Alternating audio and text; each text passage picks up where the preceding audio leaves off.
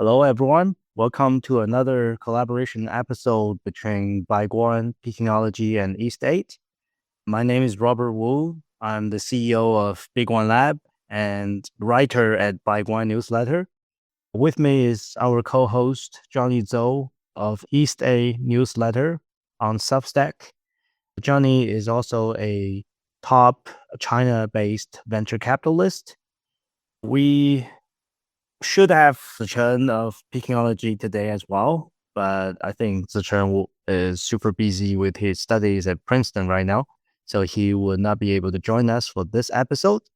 Johnny and I thought we have to do this episode this time. We missed one last week, and a lot of things have happened in the last 2 weeks that we think it's obligatory for us to do another episode today. Johnny, it seems a lot of things are happening recently about China. What do you think is, for you personally, what do you think is the most important event that is happening to China that has a long-term or very impactful consequences? Yeah, I would say the openness to talk with the US is still by far the most impactful event in the last 2 weeks. Obviously, we don't know exactly what happened in the back channels, but it seems like the temperature is down quite a bit. Like about 2 weeks ago, the temperature is very high. It's still a very feisty, combative mode. But right now, I think, at least from the official channel, is willing to talk.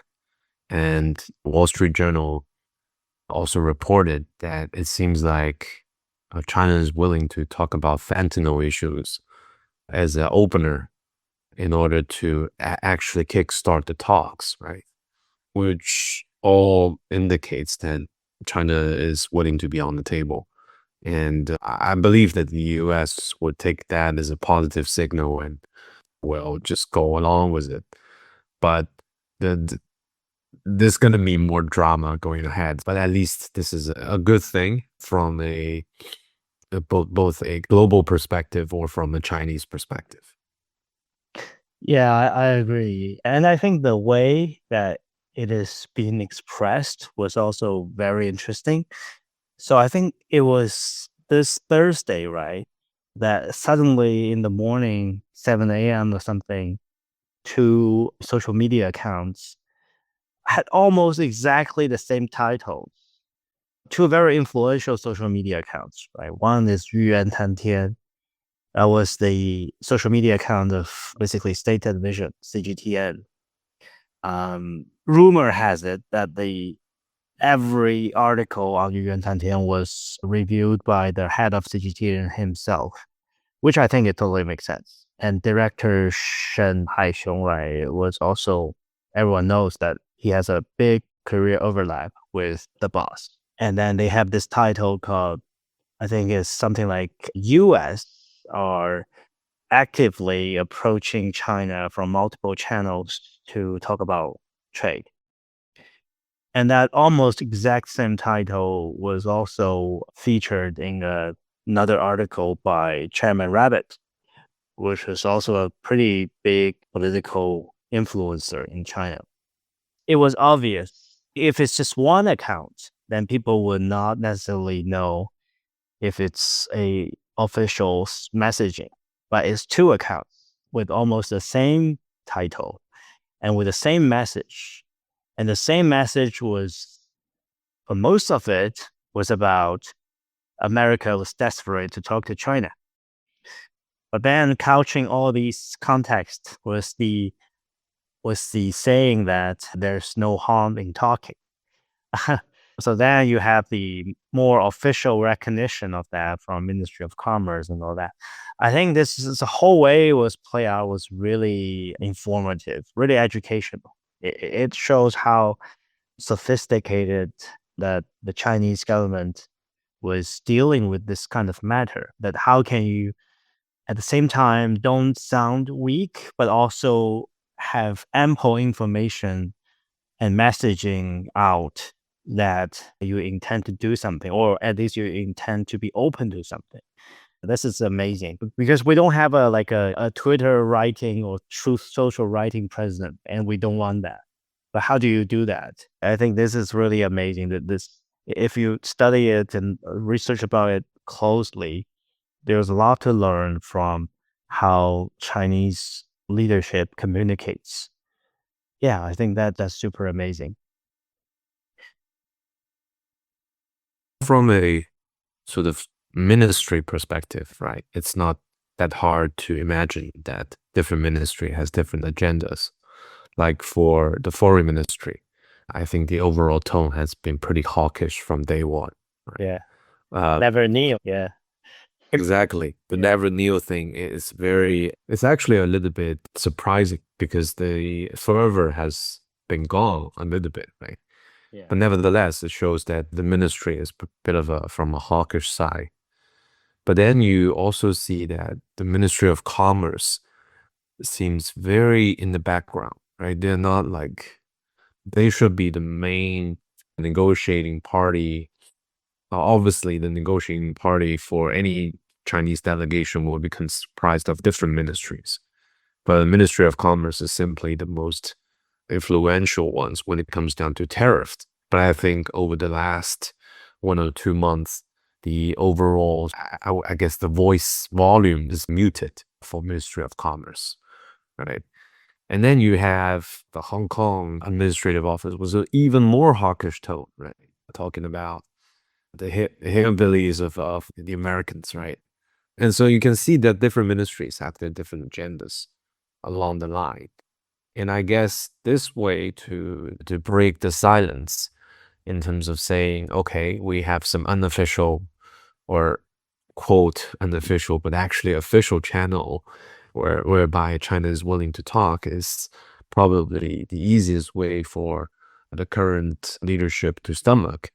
Whereas at the same time, showing the message that we're willing to talk, right? But then the issue still remains is that who's going to be the icebreaker? And then Wall Street Journal has this fentanyl thing, which I think this fentanyl thing has been on and off since Trump won. And it seems like now it's just a way to be an icebreaker, right? But let's see. This could have a lot of progress because there's not a lot of, I would say, obstacle towards doing that. But the thing is, even if you do whatever the US want in terms of from a fentanyl perspective, Trump gonna go back to pre-Liberation Day tariff, or it's gonna be a complicated sort of situation. But I think realistically speaking, even without such talk being taken place, I think both sides have expanded the sort of exemption items or when it comes down to trade and tariff issues. But then the impact is still there. It's still virtually a very high tariff between US and China, which means that the US-China relationship is certainly under a lot of stress right now. Yeah, and I think there's also the problem of timing, right? I've read about reports of shipping getting stalled between US and China, Chinese ships docking around Chinese ports, and US ports are getting little and little shipments. And I and and I assume that in about 1 or 2 weeks' time, the real impact of this Liberation Day thing will really have an impact, will start to have an impact, a real impact. And no amount of negotiation at this time would be enough to stop that from happening, right? The sudden loss of trade. What do you think? What's your assessment on that? I think there's no way just to compensate that because in the grand scheme of things, right? Unless Trump declares that the pre-Liberation Day tariffs comes back, then we can say, oh, it's a temporary impact on 1 or 2 months. But let's say if this becomes a long durée kind of war, then you have to withstand such a tariff, which means a lot of the trade is basically stopped, right? So one of the most sensitive thing that I've heard is that Temu, the Pinduoduo's US, like a dupe version, right? And it's super popular in the US App Store. But I've heard that Temu has stopped basically its like massive advertising campaigns in the US. This means something, right? This means that people are feeling the impact of when it comes down to parcel tariffs or when it comes down to like, trade issues and all that. But that's just a snippet because probably Temu is easy to track, but there are smaller factories in China that could lay off a lot of workers because of the capacity issue. And some of the factories, they cannot find an alternative sort of a buyer, right? Because, for instance, a lot of the things aren't just catered to US customers. And so they will definitely close down or at least reduce their operation by a lot. And as a result of that, if you want to resume it, it takes time. It's just like COVID, right? At COVID, it's not like you can press a pause button and just say, okay, the economy just went back on again. It takes probably 1 or 2 year time, even if you're willing to make it back to normal. The longer it holds, the more pain it will cause on both sides. And I think it's not going to be very pretty unless there's going to be some at least near-term resolution that, okay, because of the well-being of the two countries, we just want to take a pause here and maybe a 90-day pause or whatever. And at least by doing that, the stock market for the US will certainly go up. And then for China, obviously, a lot of the things can be done in terms of from a negotiation point of view. So I think that's probably my sense what it's going to be. But given, how Trump has do the policy things in the second term, I'm not so optimistic that this thing will just get back to pre-liberation day immediately. So I think the pain is going to be there. Agree. So let's shift gears a little bit. So beyond trade war, there's actually a lot other things happening in China too. I think one thing that is really stands out for me is for the last 2 weeks, there have been several high-level events that are related to AI.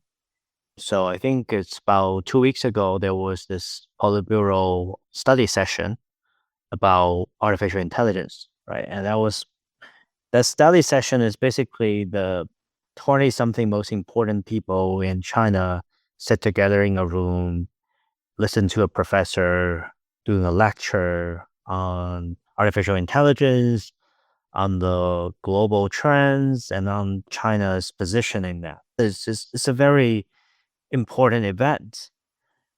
And I think this week, President Xi also visited Shanghai for, I think, 2 days, no more than 2 days. And the first place he visited was somewhere in the Xuhui district. And then there was this AI kind of incubator place where he also learned about the AI technologies and also made many statements about AI. So it couldn't be more obvious that the Chinese leadership viewed AI as a crucial piece of technological advancement. You are an investor, you are a venture capital investor, you invest in a lot of AI projects. What do you think? Is there any incremental information coming out of that? Or is there anything that surprised you or not? I think it's not that surprising in terms of the resolve of the top leadership trying to develop its own AI industry, right? I think it's more of like a double down, right? It's almost like after DeepSeek, it seems, oh, there's very little noise on our side, but actually we're doing a lot of things concurrently trying to promote this industry. But I think it's also interesting in the joint study session that the top leadership admits that it still has a long way to catch up versus the US. I think this is referring to different things. Obviously, one is obviously the chip control, right? because of the stricter control by NVIDIA, not by NVIDIA, but by the Trump administration on NVIDIA, right? So it may cause some further bottlenecks for China to further develop its AI system, right? So that is obviously one of the very important items. But on top of which is also you need to basically have a better large language model, or you can call it application on top of it. I think basically the leadership admits that there is still some way to catch up on that, and that they place a lot of emphasis on that. The visit to Shanghai is a bit of a surprise for some people because obviously there's already DeepSeek, right? And it seems there's this Beijing event where founder of DeepSeek and several key tech leaders went to Beijing and to talk with President Xi and have this setting, right? So people thought, okay, it's already enough of a kind of a gesture for the top leadership to show support. But I think this time is a little bit different in that deliberately took a tour in Shanghai. I think then it's also a little bit about local politics because in the last 4 months, the thing you've heard is all about Hangzhou, right? The Hangzhou Six Dragons, which is led by DeepSeek. Obviously, there's a bunch of companies that are following on suite with DeepSeek, right? And then Hangzhou is becoming a very prominent location for startups or overall AI investment. But then there are other places in China that are not that satisfied with this sort of outcome, and they want some support. And Shanghai has obviously put a huge amount of effort trying to develop its own sort of companies, ecosystem, and all that. So I think this is a bit of a local politics in terms of balancing a little bit, right? You cannot just focus on one place, and you cannot just put eggs in one basket. And that's the same thing for the top leadership as well. So I do see a bit of that. And so I'm a little bit surprised that it's so swiftly after this joint study session that actually the Shanghai visit took place. But again, it's not surprising overall that Chinese leadership is very focused on AI. That's true. That's true. Did you talk about that local politics thing partially also because you are a native Shanghainese and you want to see more happening to your hometown? It's actually very funny because I was chatting a lot of, AI chatters with some of my industry friends, and some of them based in Shanghai, they're not even aware of this visit, even very like maybe 1 to 2 days even before that. So it is a very all of a sudden type of visit. But I do think it's complicated in the sense that, sure, like Shanghai wants to be like a innovative center of AI overall. But again, I think it all has to do with personnel as well. Who's in charge of Shanghai? What kind of effort has he put into sort of developing AI companies? And Beijing is also super focused on developing good AI companies in China. And I'm sure you've known that the Zhipu, which is one of the largest sort of AI LLM companies in China, is scheduled to be listed soon. And that I think, has an even huger impact on Shanghai's mentality in that, okay, that's too much. We have DeepSeek already, which is open source LLM. But then I have another competitor in Beijing that has been ahead in terms of from a listing perspective. So I do need a bit of a support. And I feel that I have a lot to show for the top leadership already. So I think that's the dynamic I've seen from a local politics point of view. Yeah. And I think during Xi's visit in Shanghai, there was also another important event that he attended, and it was a symposium with several party secretaries of several different provinces, including Shanghai, but also many different other provinces all across China. And I think the main topic was really on how to prepare for the 15th plan, 5-year plan. in China. So we're at the final months of the 14th five-year plan, and the government is actually in the process of drafting the overall guideline for the next 5 years.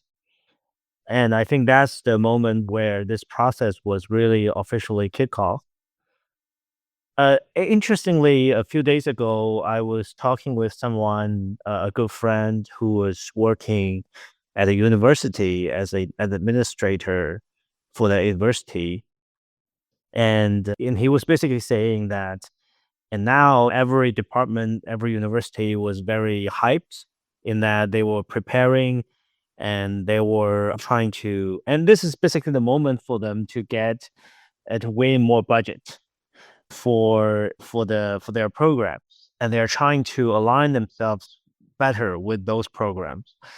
And I think one thing that they really emphasize, just from what I heard, was right now a lot of policies about boosting domestic consumption, and so they were actually also trying to see how they will do that, right? And there are universities, how they will do that. Now it's actually possible for them to do a lot of these master programs or even foreign exchange programs or even foreign students program into their universities in China, in Shanghai. And the reason they are able to do that is now there's a central level policy directive at moving to more and more consumption, more and more spending. And then they're trying to think about ways to win more of those programs. So that's really important. These 5 year plan was not like 5 year plans a few decades ago. It was not like we're not like a centralized planning economy now. But then it does set out some kind of direction, some kind of larger frameworks about how the state allocates assets and resources. So I think it's a really important thing to look after, to follow. Johnny, do you think there's anything that we should pay attention to this round, or anything that's really affecting your investment decisions, choices, whatever? Yeah. There's a bit of a history here, which I think a lot of people don't know, is that the first 5 year plan, when it was first being raised by Mao back in early 1950s, there's a very interesting prediction he made with regards to the 5 year plan, which is very interesting, is that the 15th 5 year plan, we will see a very modernized China, whereby we're very likely going to surpass the economic volume that of the US. So that is the prediction he made in 1953, I think. I think that holds weight. People don't realize that actually it holds a lot of weight for especially the top leadership, because the whole essence of a 5 year plan, as you mentioned, right? We have surpassed that phase of a planned economy towards that of at least we have a market economy, right? There are some sectors that are not open to market forces, but a lot of the sectors is completely market oriented, right? Then what's the real need of a 5 year plan? I think you need to put things into perspective and into a real modern sort of state running perspective. Then you cannot say this is called 5 year plan, but rather we call it industrial policy, or you can call it different, sort of a combo of industrial policy for the next 5 years. And that is very common in any sort of state. Right? Industrial policy is extremely important. People talk about monetary policy, people talk about fiscal policy, but industrial policy is actually very important in any country's sort of policy making. And actually, for a lot of the industrial policy making for the Western states, it is typically very long term. It's never, oh, I'm just going to do industrial policy for next year. That's not going to work, because industrial policy is going to take time to take effect.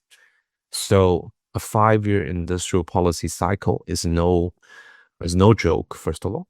And second, I think it has a very important weight for the overall leadership.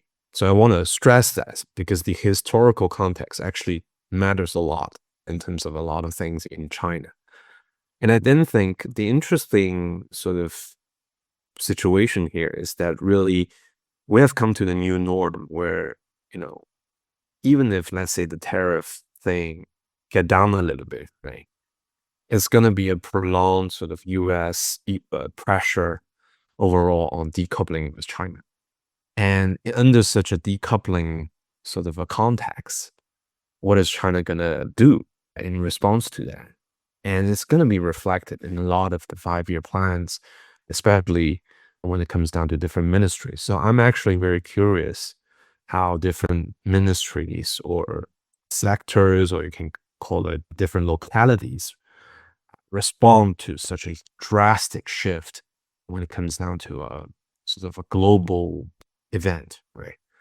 Because we have, since 2001, since we entered into WTO, enjoy or bear the fruits of globalization.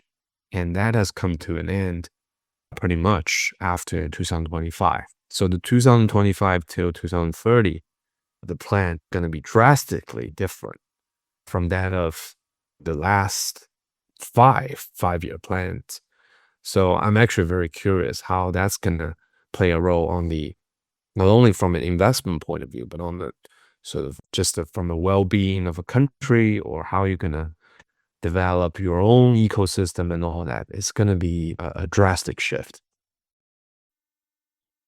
I really love your characterization of these 5-year plans as China's industry policy. It totally makes sense. I've never thought about this in this way. I've never heard about people talking about this way. I always wonder whether the 5-year plans still had the same kind of impact or effect as before. But I think what you said was like what was really mind blowing for me. I think the maybe the last thing that I personally will want to talk about or want to raise up is there was this little news item recently that China was going to lift the sanctions on some European members of the parliaments, which was a problem back then. I think it's during 2019 when there was this big argument between China and Europe back and forth that ultimately derail the CAI, the kind of big investment agreement between China and EU back then. I think we've talked about this many times, and especially when Zichen was with us for the last few episodes, that we would talk about this closer integration between China and EU under this Trump 2.0 world. And I think, what we're seeing now is really moving towards that kind of vision. And we are like slowly and gradually clearing all the obstacles for this closer integration. Is there anything that you want to add to that, Johnny? I think we've talked about improvement, potential improvement of China-EU relations for some time now. I think the biggest obstacle towards all that is still two things. One is obviously the overall EU industry has a bit of an overlap with China, right? And so one of the key items that is on top of the agenda is to talk about potential minimum price for Chinese EV entering into Europe.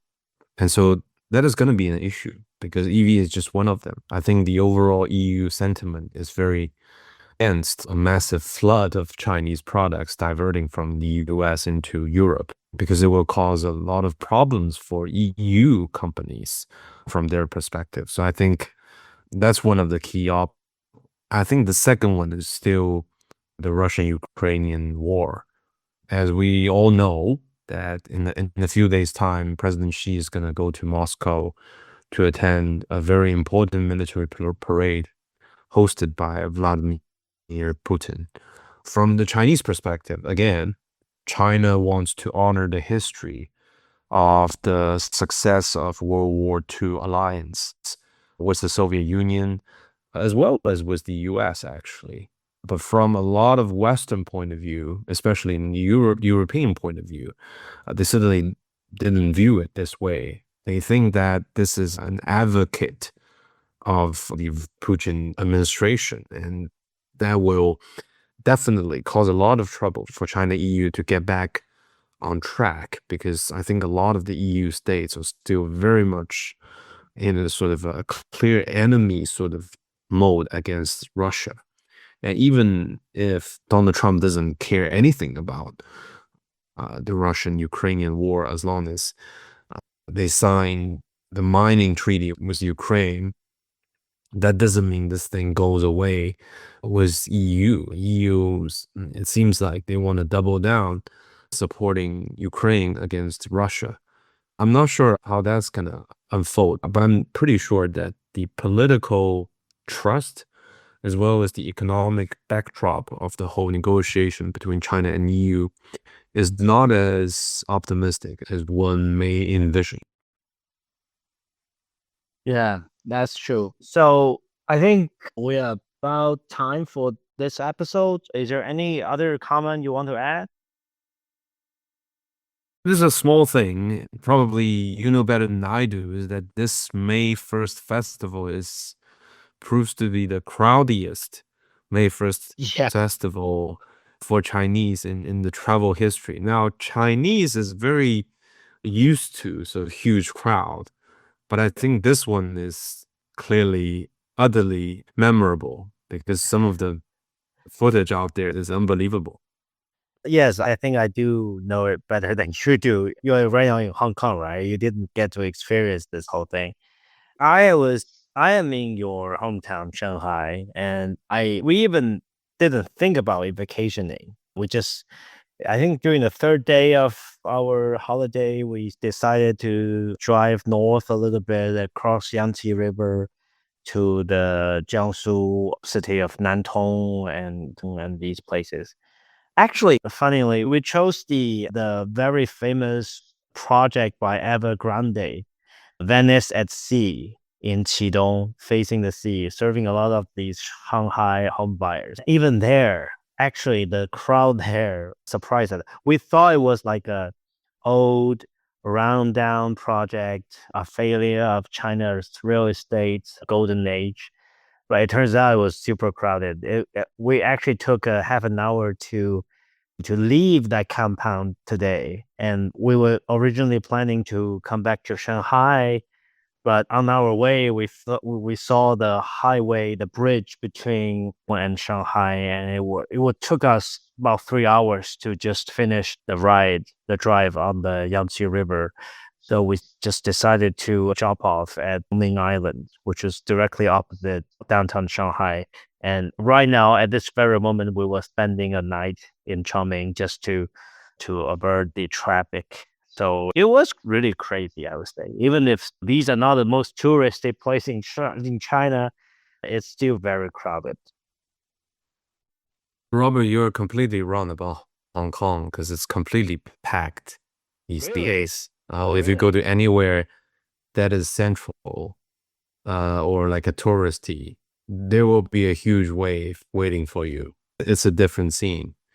And obviously, people have complained here in Hong Kong previously that there's more people going outbound rather than inbound. But this time, because of the May 1st festival, I think the inbound tourist has reached a new high, or at least some scene I've never seen before. So you need to, wait for 2 to 3 hours just to get on a ride to the peak. Hong Kong is part of China, so Yeah, I mean, we have there's no way you can yeah, avoid that. yeah. We have 1.4 billion people, and those people, if you give them the enough chance, the consumption potential is huge. I just have to say, yeah. Cool. Cool. Maybe let's call it a day for this episode. And let's hope Chen will finish his studies next week and rejoin us again. Cool. We'll Cool. talk next Okay. week. Great. See you later.